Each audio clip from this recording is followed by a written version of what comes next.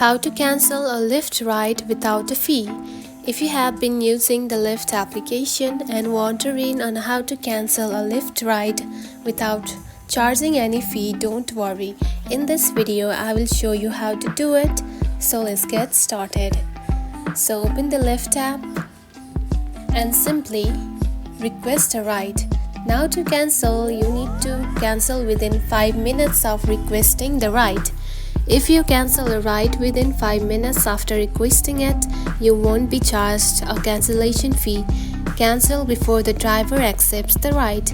If the driver hasn't accepted your ride request, you can cancel without any charges. Cancel within 5 minutes after pickup. If someone else took your ride or if there is another critical issue, you can cancel within the first 5 minutes after pickup without incurring a fee. And that's it. This is how you can simply cancel a Lyft ride without any fee. And if you cancel the ride after 5 minutes and if the driver accepts it, then you need to pay the charge of the cancellation fee.